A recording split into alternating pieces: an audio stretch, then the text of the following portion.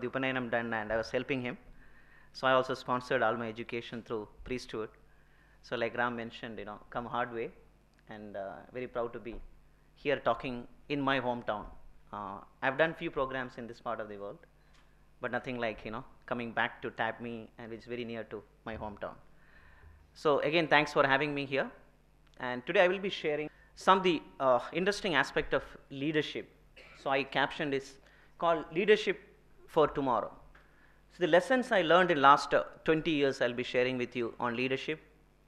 As I mentioned, I started my career in Kudramukh our company, which he didn't mention that, as a management trainee, which is few kilometers again from Udupi. In 1993, I got selected on an All India competitive examination, and I joined as a management trainee. My dad was very particular that in our family we never had an employee. All of us were priests. He said he got into government job, he should work in government job. So I joined as a management trainee. I worked there few years. I was in corporate office in Bangalore. Then I used to commute every month to Kudramukh and Mangalore, managing industrial relation and human resource management. I started my journey from there. So I've seen few organizations, worked in few culture, both in India. In Toyota, I worked in Japan, Indonesia, and Taiwan. In Philips, I worked in Europe. And in GE as in CA, I worked in US. So I share my experience working in cross-culture, borders, and working in world-class companies like Toyota and GE, which is considered as most admired companies in the world. And I worked in GE when Jack Welch was the CEO of the GE, who was considered as the most admired CEOs of the world. So I share my thoughts, my experience on leadership. I captioned that as tipping point leadership, that is leaders of tomorrow managing accelerated change in individual and in organization. Make sense? Yeah. Okay, so I want to make it very interactive. I know I have only 25-30 minutes of time. So I want to just take a demographic analysis of the audience. Tell me how many of you are students? My God, yeah, that's a good question. How many of you are students and working in corporate? Working, okay, so all of you are students. So Ram raised his hand that is still student. So I want to clarify that I agree with Ram, you have to be student always. So I want to just clarify that you are student and working in corporate. Okay, so how many of you are teaching, students and teaching? Okay, very good. So majority of you are students, so I'll try to make it in the language you can connect with you. How many of you have previous work experience? Okay, very good. So all of you worked earlier in organizations. Okay, so one of the challenge many organizations facing today is how will you build a company that is fit for future and for human beings? That is the challenge of any leadership. I happened to read an article, I was sharing my previous session with the students, written by Christensen. Christensen is a professor in Harvard. I was lucky when I was in US to attend one of his classes in Harvard as part of the management development program. And he written a book by name, How Will You Measure Your Life Success? And there's an article also mentioned. So he says that you should measure your success of life not from organization perspective, but in totality. Like Ram mentioned, how you manage your family, how you manage your personal life, then how will you measure success in terms of monetary benefit you get from organization and everything. It's an excellent article. I will send it to Sneha and you can circulate it. So he says that one of the challenges organization facing today is how will you build an organization that is fit for future. So if you really look at balance scorecard of many organizations, earlier you heard about balance scorecard, that is financials is the topmost component of balance scorecard. What else? Customer, second one is the customer, that is processes, that is internal processes. The bottom line is employees, that is skills and knowledge. And nowadays people are also adding other components like environment and community, also part of the balance scorecard, because we have to also contribute to the organization and outside the organization, the community you work, and also other stakeholders, that is the community. So from that perspective, the organization which you create for tomorrow should be fit for use for all the stakeholders, not for only the shareholders who invest in the company. And also for the human being. That means all the employees who can work there fearlessly, who can learn, who can grow their career in that organization. That's the challenge of any leaders. So I will challenge all of you sitting in this room. When you become leaders of tomorrow, your challenge is to create an organization where it's fit for tomorrow as well as fit for human being to work. That has been the focus of some of the world-class organizations. You really closely examine it, whether it's GE, whether it's IBM, whether it's many such Fortune 500 company, why they exist over century or 100 years, because they have been focusing on fit for use for the future, not for quarter or a particular year or 3 years, and also fit for using for human being. The Britannia, why I chosen to work in Britannia when I have few options when I want to come back to India, because Britannia has been existent for more than 100 years, and they believed in the philosophy of how to create an organization fit for future use and for human being. So that's what I want to share it, how you do it, and what are the leadership qualities to build an organization for fit for tomorrow, and what is the role of you as future leaders to play in that. So that I'll introduce a concept called a tipping point. How many of you heard of a concept called a tipping point? Very good. You read the article or a book on tipping point. So let us understand the definition of tipping point. Okay, it is in the slide. I want anybody to explain to me what is the concept of tipping point. What do you mean by tipping point? I said you have to be interactive, otherwise I can read this slide and go. What is understanding of tipping point? How will you apply tipping point in your life? How will you apply tipping point in organization? Before that, you need to understand what is tipping point. Exactly. Tipping point concept is introduced. Actually, it can be introduced in any arena of life. But the concept of tipping point is, as she mentioned, it reaches a point beyond that it changes the entire pattern or entire what you call the value or entire state of affair, it changes. So that point is called the tipping point. So that is in physics, if the definition is the object is displayed from state of stable equilibrium into a new or a different state. That is in physics. When you apply in economics, what it says? Point at which? Dominant technology or player defines the standard for the industry or for the future. So can you tell me which technologies now define the standards for the future? Which comes to your mind? Cloud, for example, we say cloud computing is one of the technology, or internet. Now, some other examples we use on a day-to-day basis. Social media, for example, social media define the new standards. For example, iPhone came and defined, iPad defined and stolen the entire market. The new technology came in. So that is the concept of tipping point in physics or economics. So there are leaders who create a tipping point in industry, which you see on a day-to-day basis. Their names have been coming. There are a lot of articles on these leaders who came and changed the world. It can be the leaders in politics, the leaders in organization, the leaders in which we are not heard, like who are working on environment, working on social services or social causes. They did something amazing and changed the state of affairs, what is happening today. One of that such leader is Jack Welch, where I happen to work. I said I'll share some of the learnings I had. What this guy has done it. Some of the graphs he could see, all the graphs are going up, isn't it? Going up drastically. Whether it's he took over GE when it was $30 billion in terms of revenue. Can anybody tell me how much was the revenue when he left? Pardon? 150, close to 150. Precisely $141 billion in terms of revenue.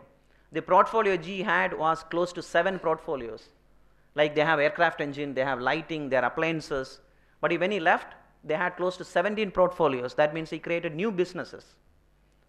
And the total market cap when he took over was close to 90 billion. When he left, it was $240 billion in terms of market cap. So he created all this. Only one thing, one graph which came down. Can anybody tell me what was that graph? All went up. Employees. Unfortunate, but I'll tell you the real story behind that. It came down drastically. It was close to 6 lakhs. When he left, it was 2.5 lakhs. That is the reason he was called as Newton's Jack. That means you get into the building remains. When you get out, people will disappear. Yeah, neutron jack. That means like a neutron bomb when you put in a building, the people it kills, isn't it? But it was used very, too extreme, but that is not the true story. I'll explain why it happened in some of the discussion, we'll have it later.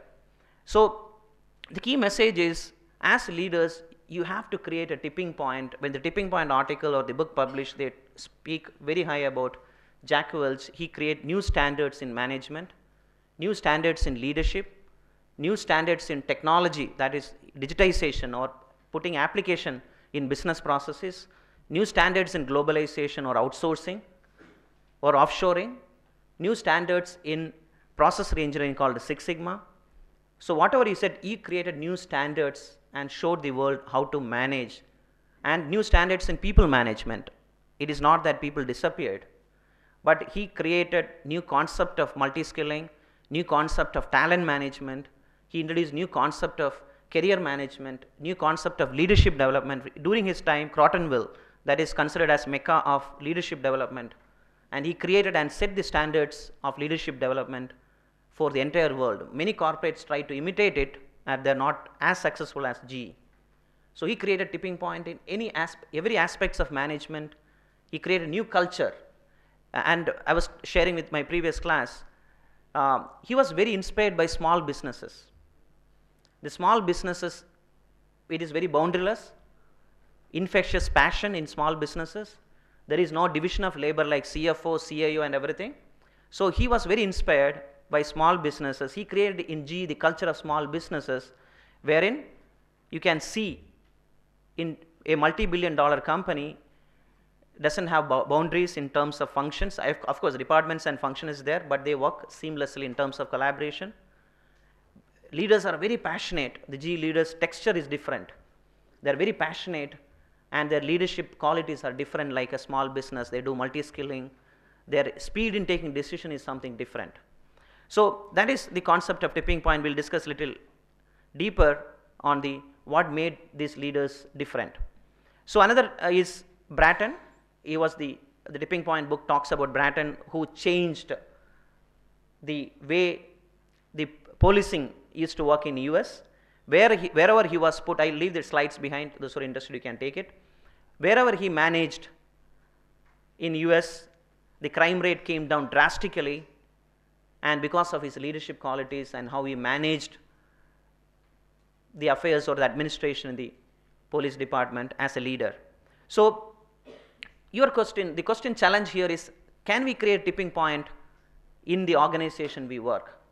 Can we create tipping point as leaders in the society we work? That is the challenge we all of us have, isn't it? But yes, answer is yes or no? Yes, otherwise we have to close this seminar now and go. There's no use of doing it, isn't it? The whole reason we are is, today we are talking about tomorrow's leadership challenges. How can we create more Jack Welch and Brattons of the world in each one of us? So we have to do that. So the idea in brief is, how can we overcome hurdles facing many organizations, many society struggling to change? If you really look around you, right from your house to your community you live, the society you live, and the organization you work, there are a lot of hurdles in managing change. I don't talk about, I don't get into politics, whether it's state or central, they're struggling to change. And there are a lot of hurdles they are facing. And addiction to status quo. Everybody want to maintain status quo. Nobody want to change. And limited resources are available. Everybody is struggling with the resources, isn't it? You go back, there's no resource available. And for example, Britannia also, we work on an operating margin. Can anybody tell what is our operating margin? 4% is our operating income. And we make a revenue of 6,500 crores, close to $1.4 billion. But this year our target is to make around 280 crores of profit. Margins are very less. That's the business model. I come from an operating income, that software product businesses, and Ram and other my friend can tell, software product business make close to 40% operating income, because that's the model they work. So I come from an organization where the models are different to an organization where resources are very limited and business models are very different. And we manufacture biscuits in one region and penetrate into, for example, if I give you the statistics, we have 100 manufacturing units in India and 50 national depots and 3.5 million distribution points. So my job is to manage human resources and information technology and quality for all this infrastructure and ensure that we have close to 1,000 products ranges of different things, and how will you manage that, and how will get to customer, and we have modern trade and general trade, like in our shops what you find around it, and modern trade like big bazaars of the world. How will you reach this product in optimum cost? When you transport our product, we are transporting air also, because in cardboard boxes, I know our supply chain experts are here, we transport air also, so I have to pay for that. So how will you remove air and put our products so that we don't pay for the air we transport? So like lot of challenges we face. So everywhere status quo. When we try to change our supply chain model, the employees will say, don't change it, it's not going to work, because they are used, because our average years of experience in manufacturing is 20-30 years. If you go to our Delhi manufacturing unit, 60 years old factory. So how will you do a change in the status quo and bring newness into the organization culture as leaders? How will you convince people? How will you change the culture? Changing systems and processes is very easy, isn't it? But changing people mindset is very, very difficult. How will you do that? And how will you just energize people, or how will you demotivate it? A lot of people, when you go and make changes, they say, here nothing going to change. We have seen many people like you coming and trying to do something, nothing going to change. And opposition for powerful vested interest within and outside the organization. They have vested interest, because that's the way they think it. So how will you do that is the concept of tipping point. When you walk into organization, how will you change all these things and take your systems, process, efficiency level and culture into the next level of performance? Whether, like Ram mentioned, maybe it's keeping the greenery, or cleaning the community, or changing the organization, or changing your own behavior. How will you do that is very important. Make sense? Okay. So what is tipping point leadership all about? Is to make unarguable calls for change. So when you walk into the new organization, it can be 100 years old like I mentioned Britannia, or 100 years old like GE, or 100 years old like IBM, or it can be new organizations. So how will you call for change? Unarguable change, so that when you put the change proposal, people should not argue, isn't it? Or it should be compelling and appealing for people. And how will you create opportunity for change? Then how will you concentrate resources where it is required? Because resources are available. I always tell people, when people say I don't have resources, I said, come on, you have 1,300 people in this company, and we are adding resource every year 10% when revenue grows 2%. And that is, but problem is we don't put resources where it is required. So how will you mobilize resources where required is the challenge of a leader. Then how will you mobilize key players' commitment?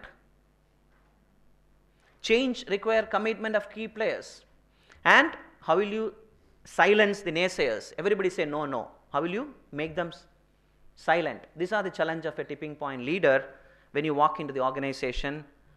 But unfortunately, we are not Jack Welch, isn't it? We don't have that charismatic leadership capability of Jack Welch in all of us. And we are not Bratton capability in terms of competency, personality. But what we can do is learn the lessons from them, how they did it, and what are the competencies they demonstrated, and learn from them at a very early stage of your career and try to demonstrate in your work. Then you can be, yes, Jack Welch of the world, you can be Brattons of the world, or you can be many, many leaders who worship. I just mentioned few names here. I am very sure you have your own leaders in your mind. But understand how they did it, how they overcome the hurdles, and what are the competencies they demonstrated in their life is what we need to imitate it and practice it and get early success and get the confidence of, yes, I can be a tipping point leader. I am very sure most of you will be very successful leaders once you understand how these guys done and start practicing it. So tomorrow's leaders challenge, I am not getting into details of it since I have another 10-12 minutes to go. Tomorrow's leaders, we need to understand, yes, individuals make a difference. Anybody have a difference of opinion here? I have seen one question people ask, 100 years old company, many people like me have come and gone, 1,300 people are there, all of them are very negative, they are not ready to change. What me as an individual can do in this organization? Yes, you as an individual can make changes. That's what I believe. I have seen people doing it. I have done it in my organization. Changes. Yes, you should have the perseverance, you should have the knack, and you should have the skills to do it. Then that is what tomorrow's leadership challenge is. Yes, one individual can break or make the organization, both. There is a person by name Claudio Fernandez, who is a senior partner in Egan Center International, is a selection firm, and he also teaches in Harvard. He is Jim Collins' classmate, who written the book Good to Great. And he says they have done a research in Harvard that a good leader can make, in terms of positive impact, 100%.